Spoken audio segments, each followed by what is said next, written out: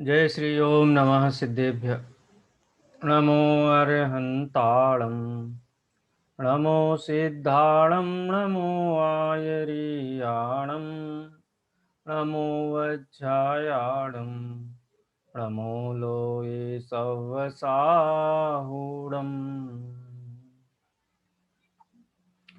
मंगलमय मंगलकरण वीतराग विज्ञान नमो ताहि जाते भये अरहंतादि महान।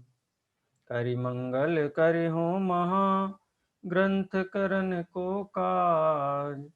याते मिले समाज सब पावे निज पद राज। इस भव तरु का मूल एक जानहु मिथ्या भाव। ताको कर निर्मूल अब करिए मोक्ष उपाय। पिछली कक्षा में सम्यक्त सन्मुख मिथ्या दृष्टि के स्वरूप में जो अंतिम पंक्ति थी कि इस प्रकार यह तत्व विचार वाला जीव सम्यक्त का अधिकारी है, परंतु उसके सम्यक्त हो ऐसा नियम नहीं है, क्योंकि शास्त्र में सम्यक्त होने से पूर्व पंचलब्धियों का होना कहा है। ठीक है, तो तत्व विचार आत्मानुभूति में साधन तो है, लेकिन सम्यक दर्शन का नियामक नहीं है। यानी अनिवार्य उसका वो है, क्या कहना चाहिए, होता ही है, क्या कहें उसको, अनिवार्य चरण है। लेकिन तत्व विचार करने पर जीव अनुभूति तक पहुंचे, मतलब ये ऐसा नहीं कहते हैं किसी का तत्व विचार करने के बाद तत्व विचार छूट जाए, तो ऐसा भी हो सकता है अनुभूति ना हो।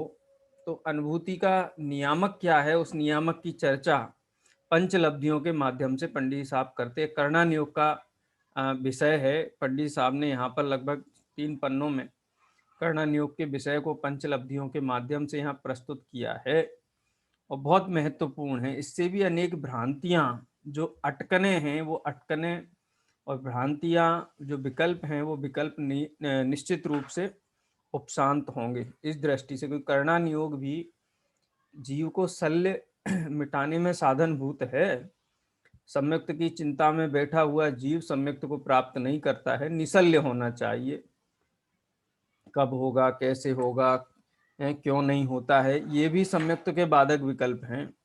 इसलिए सर्व प्रकार से जानकारी होने पर बाधक विकल्प उपशमित होते हैं।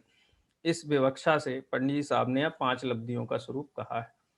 नाम तो आप सबने सुने होंगे 5 लब्धियों के।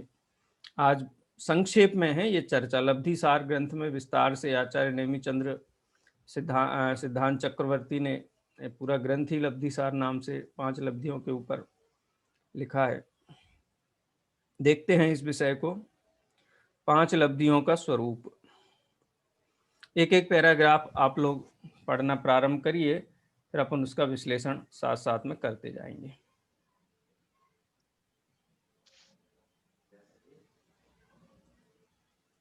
सर मैं पढ़ूं? हेमलता जी जी। चलिए पढ़िए। 5 लब्धियों का स्वरूप। क्षयोपशम विशुद्धि देशना प्रायोग्यकरण। वहां जिसके होने पर तत्व विचार हो सके, ऐसा ज्ञानावरण आदि कर्मों का क्षयोपशम हो, अर्थात उदय काल को प्राप्त सर्वघाती स्पर्धकों के निषेधकों के उदय का अभाव सो क्षय, तथा अनागत काल में उदय आने योग्य उन्हीं के सत्ता रूप रहना सोपशम। ऐसी देशघाती स्पर्धकों के उदय सहित कर्मों की अवस्था, उसका नाम क्षयोपशम है। उसकी प्राप्ति सो क्षयोपशम लब्धि है। हाँ बस। अब वैसे परिभाषाएं आपने पढ़ी होंगी, लेकिन एक बार फिर से अपन इन परिभाषाओं को समझेंगे। लब्धियों के नाम तो गिना दिए 5, क्षयोपशम लब्धि, विशुद्धि लब्धि, देशना लब्धि, प्रायोग्य लब्धि और करण लब्धि। इनमें पहली जो क्षयोपशम लब्धि है, उसकी चर्चा पहले ही पैराग्राफ में पंडित साहब ने यहाँ प्रस्तुत की है। माने इतना जीव के पास ज्ञान हो कि तत्व विचार कर सके। ये तत्व विचार के व्यापार रूप योग्यता को ही क्षयोपशम लब्धि कहते हैं। लेकिन वो कर्म की अपेक्षा से क्षयोपसम क्या है वो पंडित जी साहब ने यहाँ समझाया। और वो जो क्षयोपसम की परिभाषा है वो अन्य में भी घटित होती है। माने क्षयोपसम भाव कितने प्रकार का है, ज्ञान दर्शन आदि जो मिश्र भाव हैं वो सब क्षयोपसम भाव कहे जाते हैं। जैसे मति ज्ञान है, श्रुति ज्ञान, अवधि ज्ञान, मन पर्याय ज्ञान, चक्षु अचक्षु अवधि, ये 3 दर्शन हैं, ये भी इनका भी क्षयोपसम ही होता है। चारित्र भी क्षयोपसम चारित्र भी होता है, क्षयोपसम सम्यक्त भी होता है। तो ये क्षयोपसम भाव क्या है, तो पहले तो यहाँ लब्धि क्या है, क्षयोपसम लब्धि क्या है, तो उसके संबंध में कहते हैं वहां जिसके होने पर तत्व विचार हो सके, इतनी ज्ञान की सामर्थ्य कि वो स्वपरकय हित का अहित का सूक्ष्म विचार कर सके, ऐसा ज्ञानावरणादिक कर्मों का क्षयोपसम हो। ठीक है, विचार कर सके इतना ज्ञानावरणादि कर्मों का क्षयोपसम हो, माने क्षयोपसम ज्ञान संगी पंचेंद्री पनिरूप उसको हो। वो क्षयोपसम का क्या स्वरूप है वो बताते हैं, अर्थात उदय काल को प्राप्त सर्वघाती स्पर्धकों के निषेकों के उदय का अभाव सो क्षय है। अब एक नया शब्द आया, सर्वघाती। कर्म को अगर अपन सामर्थ्य की अपेक्षा से विभाजित करें तो एक तो सर्वघाती स्पर्धक होते हैं और एक देशघाती स्पर्धक होते हैं। अब स्पर्धक क्या है कि एक समय में उदय आने योग्य कारमाण वर्गणाओं को निषेक कहते हैं। उन निषेकों में अनेक जाति के कर्म परमाणु होते हैं, तो एक जाति के कर्म परमाणु को स्पर्धक कहते हैं। जैसे एक समय में उदय आया कर्म, तो ज्ञानावरण संबंधी भी है, दर्शनावरण संबंधी भी है, मोहनी संबंधी भी है, अंतराय संबंधी भी है। सर्वघाती और देशघाती के संदर्भ में चर्चा करें, क्योंकि देशघाती और सर्वघाती के भेद छाए क्या बोलते हैं घातिया कर्मों में देखे जाते हैं। ठीक है, घातिया कर्मों में सर्वघाती और देशघाती, तो और बाकी भी आते प्रति समय उदय आने योग्य कर्म परमाणुओं के समूह को निषेक कहते हैं। निषेकों के अंदर जो कर्म की जो प्रकृतियां हैं, उन प्रकृति विशेष की समान सामर्थ्य वाले जो कर्मबाण वर्गणाएं हैं, कर्म वर्गणाएं हैं, उनको स्पर्धक कहते हैं। तो स्पर्धक मूल रूप से 2 प्रकार के कहे गए हैं, सर्वघाती और देशघाती। सर्वघाती नाम क्या है इसका, घाती, घाते, जो घातिया कर्म है ना, तो घाते क्या, घाते सर्वघाते, यानी सर्व का घात करे। यदि ज्ञान है तो सर्व ज्ञान का घात करे। जैसे केवल ज्ञानावरण का उदय है, तो केवल ज्ञानावरण के उदय में कितना % केवल ज्ञान होता है जीव को, बोलते बिल्कुल नहीं होता है। क्यों? क्योंकि केवल ज्ञानावरण जो कर्म प्रकृति है वो सर्वघाती प्रकृति है, सर्वघाती। ठीक है। अच्छा, वर्तमान में हमको मन पर्याय ज्ञानावरण ज्ञान क्यों नहीं है? क्योंकि मन पर्याय ज्ञानावरण का उदय है। कौन से स्पर्धकों का? सर्वघाती। इसलिए किंचित भी मन पर्याय ज्ञान नहीं है। अवधि ज्ञान क्यों नहीं है? अवधि ज्ञान के भी स्पर्धकों के सर्वघाती स्पर्धकों का उदय है। जिस कर्म का उदय होता है वो प्रतिपक्षी कर्म जीव के गुण का घात करता है। तो अवधि ज्ञान रूप होने की योग्यता जीव की क्यों नहीं है वर्तमान में? तो निमित्त रूप से अवधि ज्ञानावरण नाम के सर्वघाती स्पर्धकों का उदय है। ठीक है, तो सर्वघाती शब्द का अर्थ ख्याल में आया। थोड़ा एक सेंटेंस में बोल देता हूं जिससे कि आपको ऐसा नहीं लगे कि बात अधूरी रह गई। देशघाती किसको कहते हैं? कि जो एक देश का घात करे। मति ज्ञानावरण के देशघाती स्पर्धकों का उदय होता है तो जीव को मति ज्ञान होता है। ठीक है, तो एक क्या कहें, देशघाती स्पर्धक भी होते हैं और सर्वघाती भी होते हैं। एक तीसरा स्पर्धक और होता है सामर्थ्य की अपेक्षा से घातीय कर्मों में, और वो दर्शन में उन्हीं में ही होता है, बाकी में नहीं होता है। वो 3 प्रकार का होता है, सर्वघाती, जात्यंतर सर्वघाती और देशघाती। जैसे मिथ्यात्व कर्म के 3 भेद है ना, मिथ्यात्व, सम्यक मिथ्यात्व और सम्यक प्रकृति। तो मिथ्यात्व तो सर्वघाती प्रकृति है, उसके उदय में जीव को नियम से मिथ्यात्व ही होता है, सम्यक तो नहीं होता है। लेकिन सम्यक मिथ्यात्व नाम की प्रकृति है वो जात्यांतर सर्वघाती प्रकृति है। जात्यांतर क्यों कहा? क्योंकि सम्यक मिथ्यात्व नाम की प्रकृति के उदय में जीव को सम्यक्त्व तो नहीं होता है, मिथ्यात्व भी नहीं होता है। सम्यक्त्व का तो घात करता है, लेकिन पूर्ण रूप से मिथ्यात्व भी नहीं होता है, मिश्र अवस्था होती है। इसलिए है तो सर्वघाती, लेकिन जात्यांतर है, और ऊपर भी जा सकता है, नीचे भी जा सकता है। यानी जीव सम्यक्त्व में भी स्थित हो सकता है और नीचे भी जा सकता है, मिथ्यात्व में भी जा सकता है। ठीक है। देशघाती प्रकृति क्या है कि देश कर्म का उदय भी बना रहेगा, कर्म का उदय के कारण सम्यक्त नहीं है। इतना भी ध्यान रखना चाहिए कि मति ज्ञानावरण की देशघाती प्रकृतियों के उदय के कारण हमको ज्ञान नहीं होता है। वो देशघाती शब्द है ना, देशघाती, एक देश घात करती है, माने जीव की मति ज्ञान संबंधी सामर्थ्य का पूर्ण घात नहीं कर पाती, दोष लगाएंगी आपको, यथा स्पष्ट विशद ज्ञान नहीं होने देंगी, लेकिन ज्ञान को रोक नहीं पाती है। इसलिए देशघाती कहती। कोई भी प्रकृति जीव को के गुण में साधक नहीं होती है, बाधक ही होती है। ठीक है, इतना हमेशा ध्यान रखना।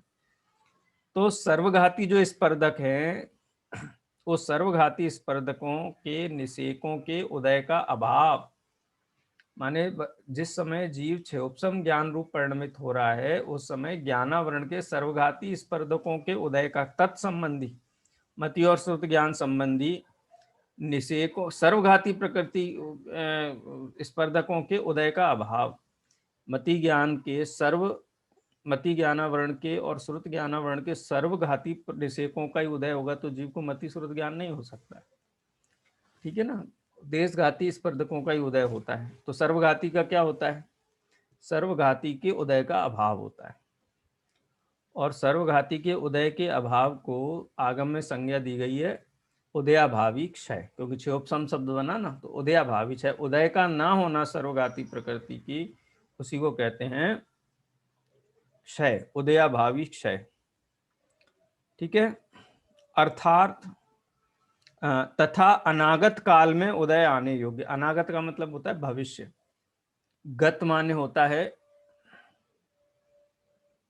भूतकाल, विगत कहो, गत कहो, और अनागत माने जो अभी आया नहीं है वो भविष्य काल, और जो आ गया है वो वर्तमान काल।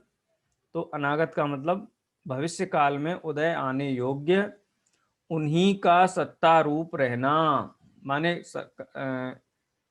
सत्ता में सर्वघाती प्रकृतियों का जो वर्तमान में उदय आने योग्य थी, उनके उदय का अभाव हो गया। कैसे उदय का अभाव हुआ? कि सर्वघाती थी, लेकिन जीव के परिणामों का निमित्त पाकर के अपकर्षित हो गई, देशघाती रूप रह गई, तो सर्वघाती के उदय का अभाव हो गया, उसको क्षय कह दिया। और भविष्य में उदय आने योग्य सर्वघाती प्रकृतियां, उनका क्या है, वो सत्ता में पड़ी हुई है, उनका भविष्य में उदय आने योग्य है ना, वर्तमान में तो उदय आ नहीं रहा है। तो भविष्य में उदय आने योग्य प्रकृतियों का सत्ता में पड़े रहना ही उपसम है। ठीक है, इस क्षयोपसम शब्द हो गया। ऐसी देशघाती स्पर्धकों के उदय सहित, और जो सर्वघाती स्पर्धक अपकर्षित होकर के देशघाती रूप हुए हैं, उनका उदय आना। देशघाती स्पर्धकों के उदय सहित कर्मों की अवस्था, उसका नाम क्षयोपसम है। उसकी प्राप्ति से क्षयोपसम लब्धि है। ज्ञान के संबंध में, विशेषकर ज्ञान अंतराय आदि के संबंध में अपन बल, ज्ञान, बल, दर्शन, सभी के संदर्भ में अपन देख सकते हैं कि जो क्षयोपसम भाव है, संगी पंचेंद्री पने रूप, वहां पर सर्वघाती प्रकृतियों का उदयाभावी क्षय है, उदय में नहीं आ रही, वर्तमान में अपकर्षित हो जा रही हैं। और भविष्य में उदय आने योग्य सर्वघाती स्पर्धकों का सत्ता में पड़े रहना, और देशघाती प्रकृति का उदय आना। ये तीन कंडीशन जब कर्मों की बनती है, और उसके निमित्त से होने वाले जीव का जो भाव है, उस भाव को क्षयोपसम भाव कहते हैं। सो ऐसे संगी पंचेंद्री पने का प्राप्त होना ही क्षयोपसम लब्धि है। ये क्षयोपसम का डेफिनेशन ख्याल में आया सभी को? किसी को कुछ शंका हो तो पूछ लेना। सर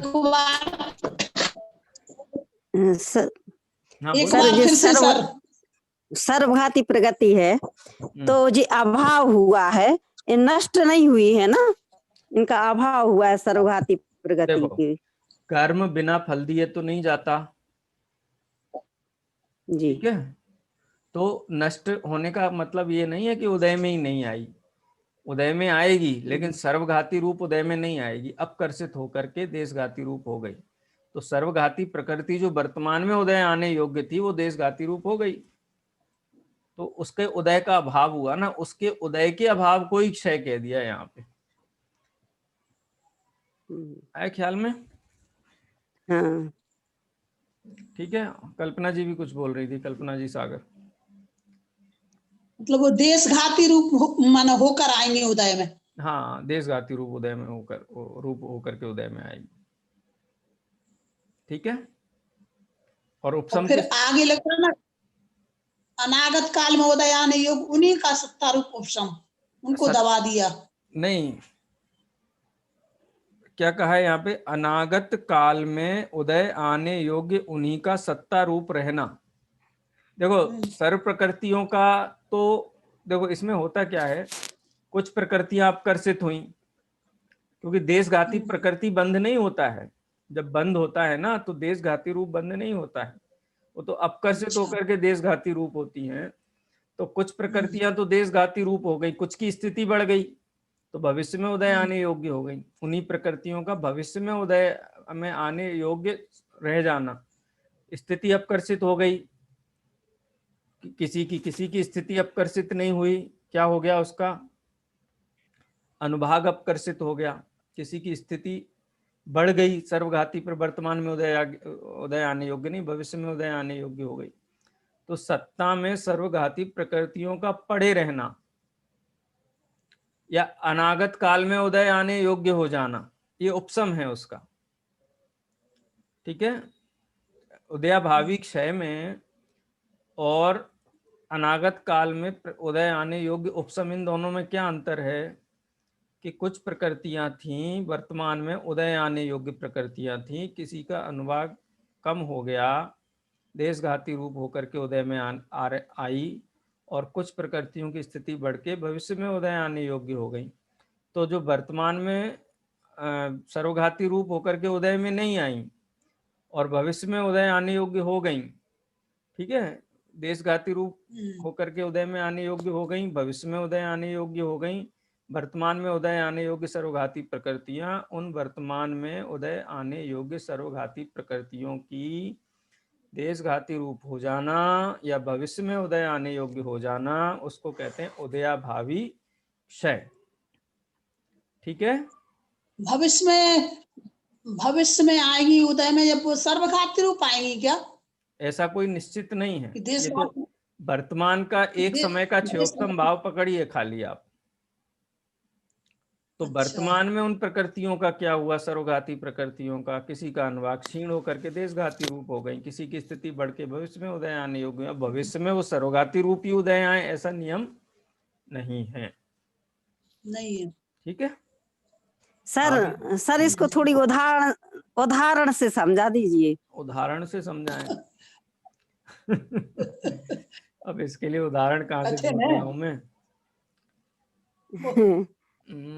वही एक गिलास में जल ले, वही ले सकते हो क्या? वो तो क्षयोपशम का सामान्य वो है, ये जो इसकी प्रक्रिया है ना, 3 प्रक्रियाएं इसमें बताई हैं। एक प्रक्रिया है, देखो, कर्म वर्तमान में उदय आने योग्य हुआ, वर्तमान समय में कर्म का स्थिति पूरी हुई, उदय आने योग्य हो गया वर्तमान में, लेकिन जीव के परिणामों का निमित्त पा करके वो उदय आने योग्य सर्वघाती प्रकृति थी। तो सर्वघाती प्रकृति के जो स्पर्धक हैं, तो कुछ स्पर्धक तो क्या हो गए, अनुभागहीन होकर के देशघाती रूप हो गए, कुछ स्पर्धकों की स्थिति बढ़ गई, भविष्य में उदय आने योग्य हो गए, ठीक है। आए ख्याल में? जी जी। तो उन स्पर्धकों का वर्तमान में उदय नहीं आना, इसको उदयाभावी क्षय कहते हैं। क्षय एक तो वो होता है क्षयिक भाव वाला क्षय, और एक होता है क्षयोपशम भाव वाला क्षय। इन दोनों क्षय में अंतर है। क्षयिक भाव वाले क्षय में तो कर्म का जीव के प्रनिमित्तों से ही निमित्त नैमित्तिकपना समाप्त हो जाता है, लेकिन क्षयोपम भाव वाले क्षय में क्या होता है, सर्वघाती प्रकृतियों का, और वो क्षय सर्वघाती प्रकृतियों संबंधी ही है। क्षयिक भाव में तो देशघाती का भी क्षय होगा, सर्वघाती का भी क्षय होगा, लेकिन क्षयोपमिक भाव में सर्वघाती प्रकृतियों का वर्तमान में उदय में न आना ही उसका क्षय है। अब उदय में नहीं आई तो उनका क्या हुआ, तो किन्हीं भविष्य में प्रकृतियों उदय का आने अनुभागहीन योग्य होकर के देशघाती रूप होकर के उदय में आई, किन्हीं की स्थिति बढ़ गई, भविष्य में उदय आने योग्य हो गई, लेकिन वर्तमान में तो उदय में नहीं आई। इसको कहते हैं उदयाभावी क्षय। वर्तमान में उदय में नहीं आई, मतलब दबी पड़ी रही। एक एग्जाम्पल देता हूं, मैं कोशिश करता हूं उदाहरण देने की, कि जैसे किसी व्यक्ति ने कोई अपराध किया और कोर्ट ने वारंट निकाल दिया, तो वो वारंट ले आई पुलिस गिरफ्तार करने के लिए। ठीक है, आज 30 तारीख है, 30 तारीख को 8:30 बजे उसकी गिरफ्तारी होनी है, वारंट लेकर के आ गई, और जिसको गिरफ्तार होना था उसको पता चला, उसने फटाफट वकील को बुलाया, मजिस्ट्रेट के घर पहुंचा, बोले कि आप चलो ऑफिस में, और वो कैसे भी अन्य विनय करके ले आया, और मजिस्ट्रेट से उसने तुरंत अपना बयान दर्ज करवा के क्या करवा लिया, इंटरिम बेल ले ली। तो वो वारंट तामील होगा कि नहीं होगा? क्या? अब ये तो और कठिन हो गया, सिद्धांत से भी ज्यादा कठिन हो जाएगा आपके लिए, हैं? हम लोगों के परिचय में माने अब जमानत भी ले ली उस आदमी ने, और वो वारंट भी हाँ। पुलिस के पास है, वो वारंट समझ लो सर्वघाती प्रकृति है। ठीक है, अच्छा। और जो इंटरिम बेल है, अंतरिम जमानत है, वो समझ लो जीव का हाँ। परिणाम है। तो अब वो वारंट लेकर के आया पुलिस वाला 8:30 बजे गिरफ्तार करने के लिए, लेकिन उसने इंटरिम अंतरिम जमानत की वो देख करके, और वो वारंट अभी तामील नहीं होगा। क्या अब कब होगा उसको वो तामील? तो पुलिस वाले घर में आए, पूछताछ करके गए, क्योंकि वारंट हाथ में लेके आए थे, तो दरवाजा भी नहीं खोलो, बाहर से ही भगा दो, ये तो नहीं कर सकते। आएगी, पूछताछ भी करेगी, पेपर भी देखेगी, तो समझ लो वारंट का देशघाती प्रकृति रूप होकर के उदय में आना हो गया। वो भी कष्टकारी है ना, घर तक पुलिस आ जाए, आपसे पूछताछ करे, पड़ोसी अड़ोसी सब देखने लगे, लेकिन गिरफ्तार नहीं कर पाती पुलिस।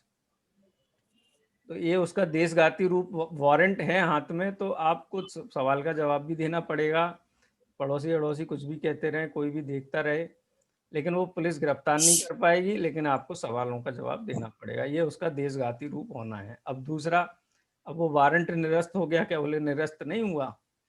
वो वारंट अगले दिन पुलिस फिर मजिस्ट्रेट के पास जाएगी और कहेगी कि ये गिरफ्तारी बहुत जरूरी है, हमको रिमांड लेना है, पूछताछ करनी है, बिना पुलिस रिमांड के हम पूछताछ नहीं कर पाएंगे, मामला नहीं खुलेगा। तो भविष्य में उस वारंट को जो भी धाराएं हैं कानून की, उसके आधार पे मजिस्ट्रेट ने कह दिया कि नहीं भाई, आपको रिमांड तो 2-3 दिन के लिए लेना ही पड़ेगा पुलिस को। तो अगले दिन आकर के फिर वो रिमांड वाली प्ली मंजूर हुई, और फिर उसको गिरफ्तार होना पड़ा। तो वारंट क्या हुआ? वही सर्वघाती रूप आ गया। उदयाभावी क्षय हुआ उसका, और भविष्य में उदय आने योग्य सत्ता में पड़ा हुआ है। हाँ, अब 24 घंटे बाद गिरफ्तार, सदा, वो उसका सदा सदावस्था रूप सम हुआ। हाँ उस दिन पहले दिन वो अभी देशघाती में नहीं रहा, वो दबा रहा सदा अवस्था रूप। अब देखो, अब किसी का ये भी प्रश्न था ना कि भविष्य में तो सर्वघाती रूप होकर के उदय में आएंगी, तो ऐसा भी जरूरी नहीं है। हाँ।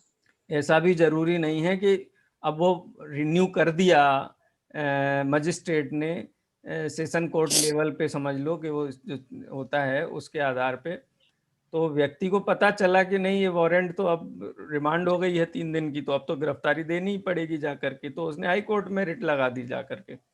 हाई कोर्ट से बोले इस मामले में गिरफ्तारी नहीं हो सकती, जो भी पूछताछ करनी है, जो भी करना है तो कोर्ट में आकर के बुला लो, यहाँ पे करो जज के सामने, लेकिन गिरफ्तारी नहीं होगी।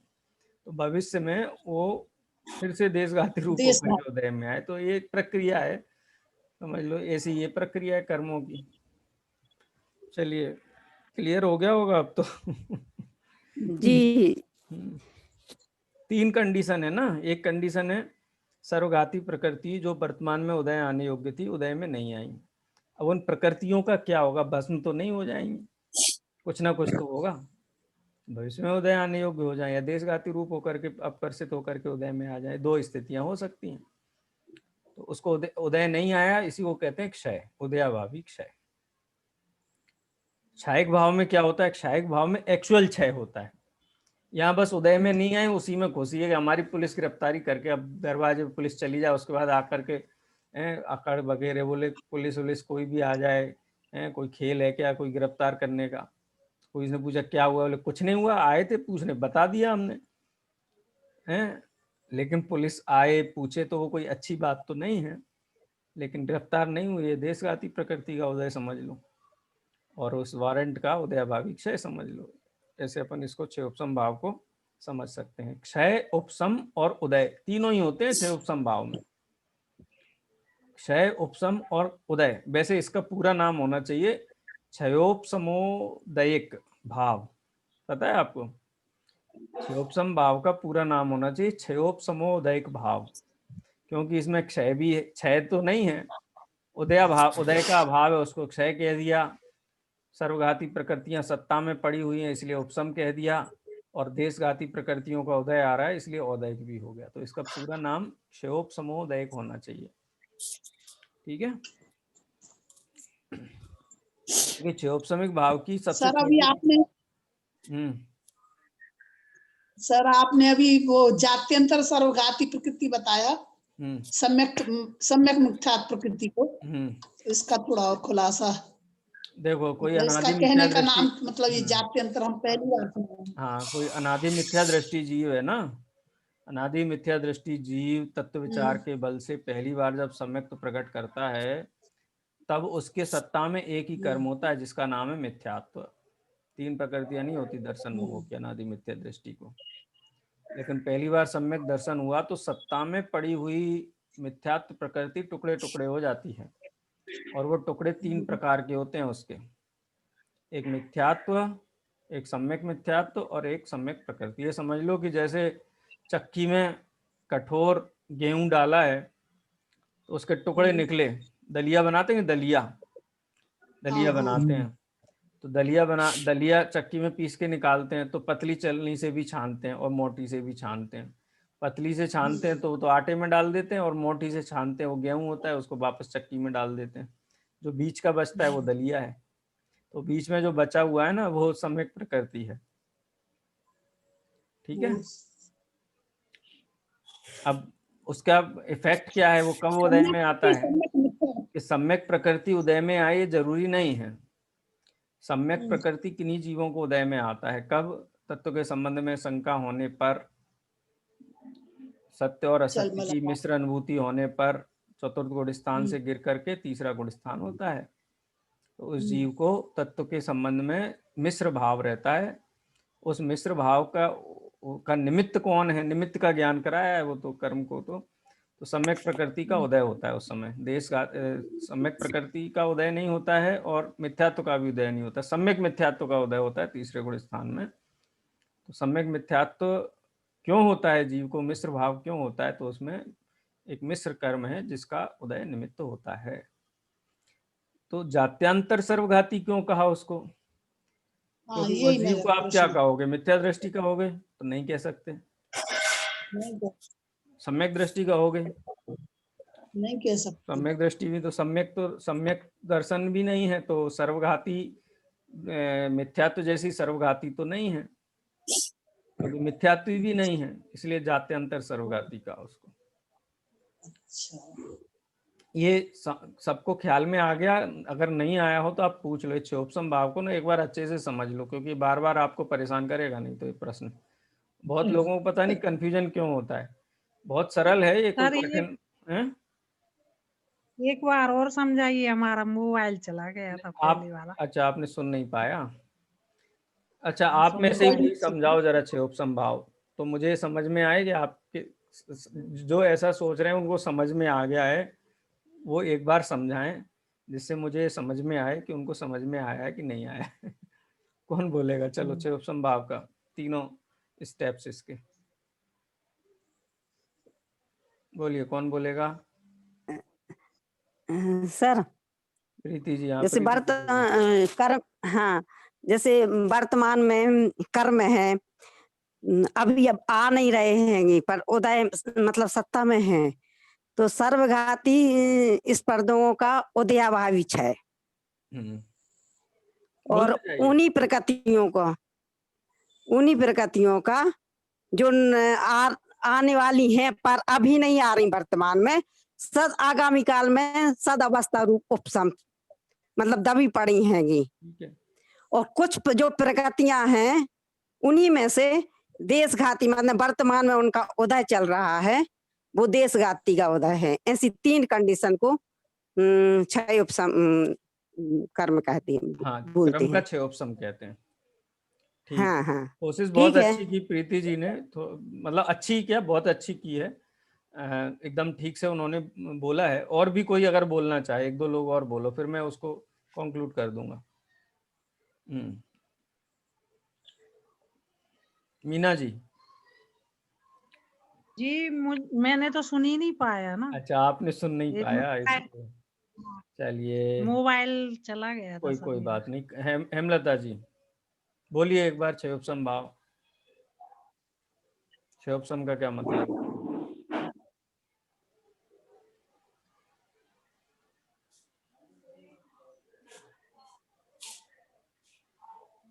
और भी कोई बोलना चाहे? जी, हाँ बोलिए। तत्व विचार हो सके नहीं, वो नहीं मैं जानना चाहता हूँ। तो क्षोभसम लब्धि नहीं, क्षोभसम किसे कहते हैं? खाली क्षोभसम की डेफिनेशन सामान्य, वो किसी कर्म का भी क्षोभसम हो। क्षोभसम माने क्या होता है वो? खाली क्षयोपसम मतलब ज्ञान। नहीं। क्षोभसम का मतलब कर्म की अवस्थाएं। क्षयोपशम माने ज्ञानावरण कर्म, ज्ञान मैं बोलूं? कर्मों की अवस्था।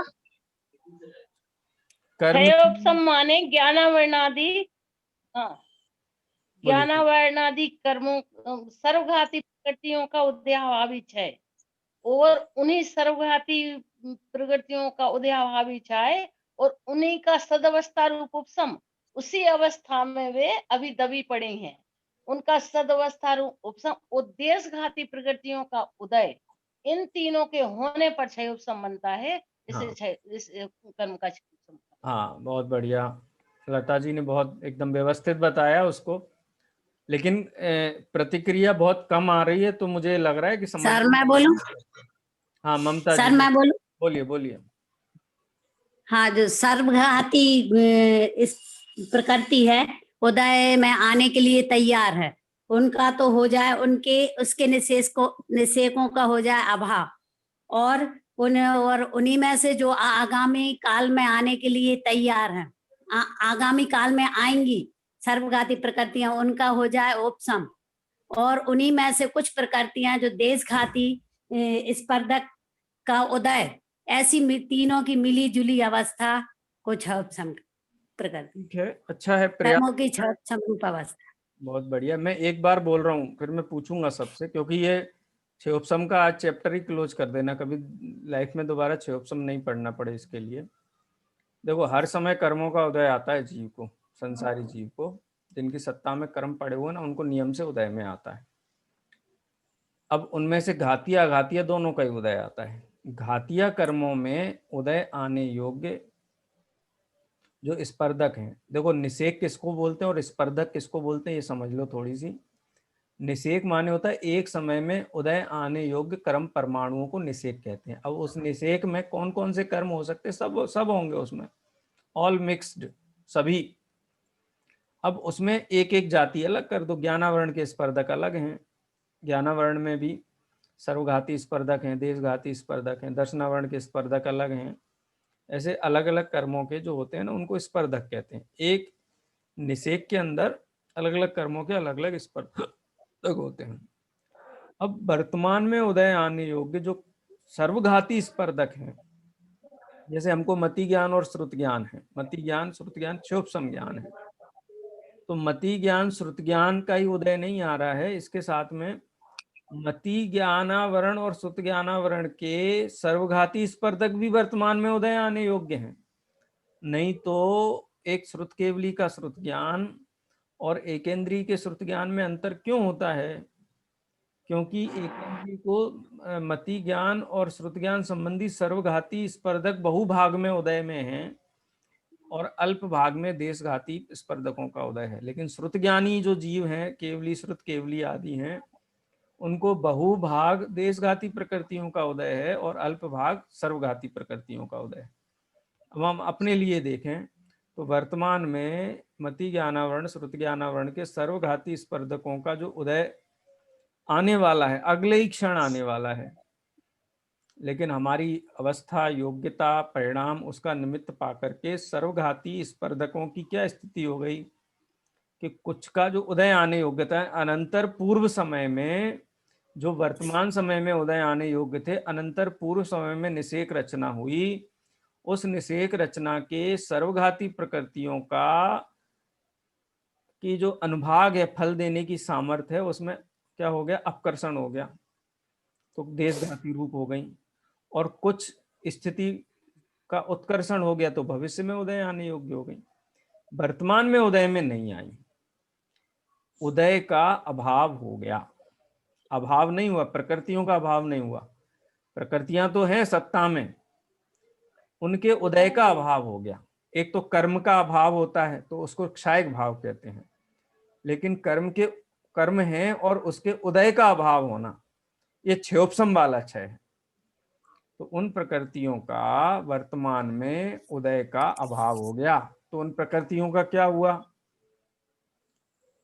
नष्ट तो नहीं।